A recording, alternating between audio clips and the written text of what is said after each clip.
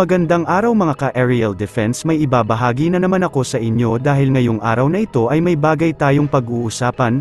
China tuloy-tuloy ang pagpapadala ng barko sa West Philippine Sea, Pilipinas magpapadala din. Pero bago tayo magpatuloy, wag mo muna kalimutan mag-like, share, and subscribe. Paki-follow at like muna ng aming page na nasa description na ang link. Iniulat ng Armed Forces of the Philippines na nadagdagan pa ang bilang ng mga barko ng China na namamataan sa West Philippine Sea, ayon kay AFP spokesperson Colonel Franz Margaret Padilla. Mula noong ika-19 ng Marso, aabot sa 8 Chinese maritime militia vessels, at 6 na mga barko ng China Coast Guard din ang namataan nakapalibot sa Bajo de Masinloc Shoal. In terms of our territorial defense operations in the West Philippine Sea, the following are the sightings of Chinese vessels in the West Philippine Sea as of 4:30 p.m. March 19. In Bajo de Masinloc, 6 China Coast Guard vessels and 8 China maritime militia vessels. In Ayungin Shoal, that effectively tests the Army's capability to move, maneuver, and sustain large-scale forces during combat operations. Gayunpaman ay sinabi naman ni Philippine Navy spokesperson for the West Philippine Sea Commodore Roy Vincent Trinidad, na hindi nila batid ang dahilan sa likod nito at ayaw din aniya nilang gumawa ng anumang uri ng espekulasyon ukol dito.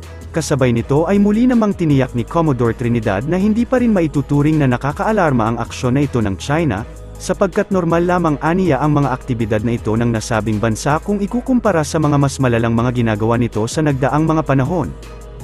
It's not alarming. Their presence has been fairly constant. If we graph it over a good number of years, there was no major spike. It will become alarming if it would be beyond the capability of the South Sea Fleet. So we have to understand the South Sea Fleet is what China has for the South China Sea. But they are not only what we engage, the South Sea Fleet also faces Vietnam, Indonesia, and the other countries that they have overlapping claims.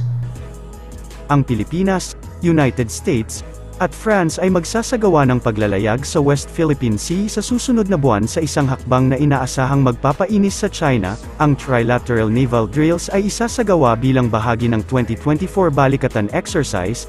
Ayon kay Colonel Michael Logico, executive agent ng exercise, ipinaliwanag ni Logico na ang AFP ay nagsasagawa ng group sails sa panahon ng balikatan ngunit sa loob lamang ng 12 nautical mile territorial waters ng bansa. Yes, sir, Victor. You have the mic. You just mentioned, sir, about the group sail. Can you elaborate, sir? Okay, a group sail is a maritime exercise, and the events that take place there will be a combination of division tactics, search and rescue, vehicle boarding, search and seizure exercises, gunnery exercises, deck landing qualifications, well deck operations. Those are types of exercise. So they will be moving from point A to point B. We will be utilizing the western side of Palawan, extending beyond our 12 nautical miles.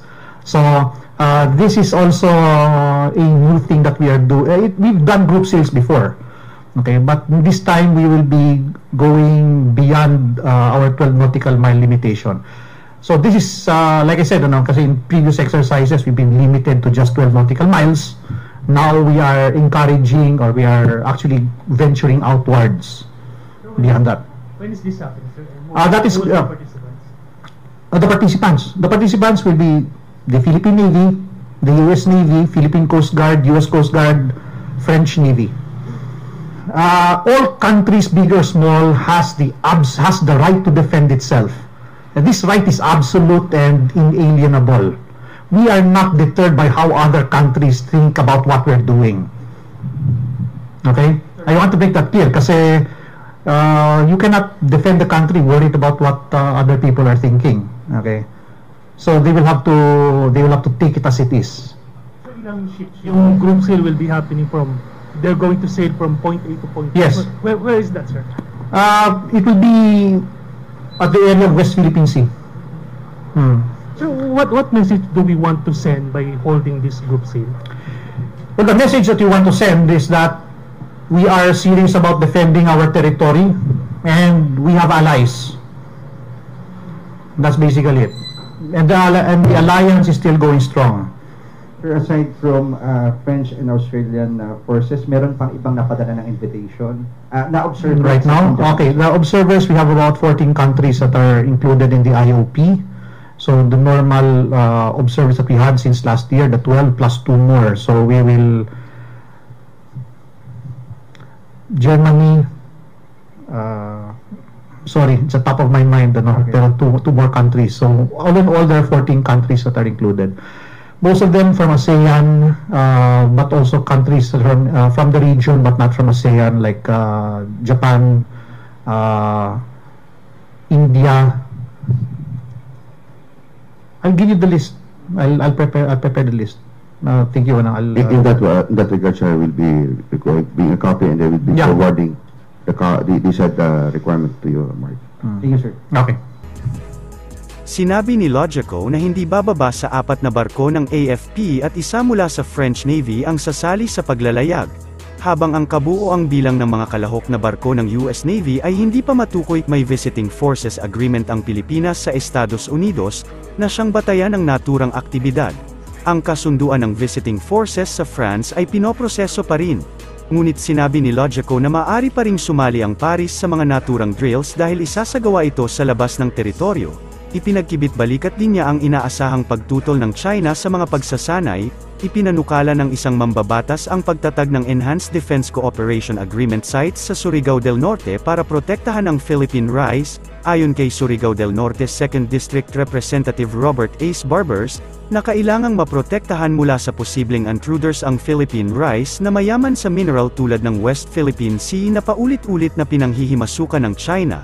Sinabi din ng kalihim na kulang ang sapat na security at protection at subject sa intrusions ng China at iba pang dayuhan ang Eastern Seaboard ng Pilipinas, na nagiging lagusan din ng mga barkong nagpupuslit ng iligal na droga papasok ng Pilipinas, kaya't ayon kay Barbers na chair din ng House Committee on Dangerous Drugs na mayroong urgent need para secure ang Surigao del Norte mula sa mga drug smugglers at foreign intruders.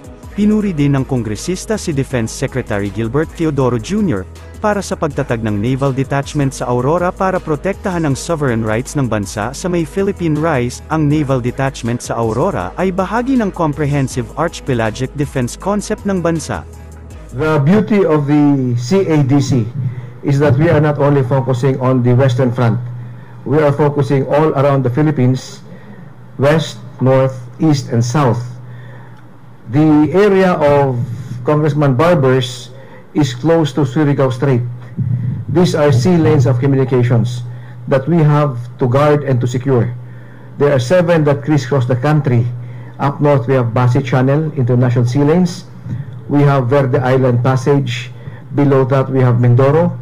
Southern Palawan we have Balabac. We have Sibuto Channel. We have Surigao Strait and San Bernardino.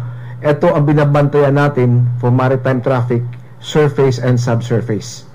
So yes, we need the capability to be able to watch these choke points or sea lanes of communications. The AFP. The new normal is every now and then interference, every now and then illegal actions, every now and then broadcast, challenging. We have appropriate responses to all their actions. So we are not deterred by whatever action China does in the West Philippine Sea. It has to be very clear, atin yan. And we have every right and the mandate to be there. Para sa mas madaming update tungkol sa ating defense, abangan lamang ang aking mga bagong video. Para naman sa mga gusto magpa-shoutout, mag-comment lamang po at share, paki-follow at like muna ng aming page na nasa description na ang link. Huwag mo na rin kalimutan mag-like, share, and subscribe. Pindutin mo na rin ang bell para updated kayo sa aking mga video. Maraming salamat po.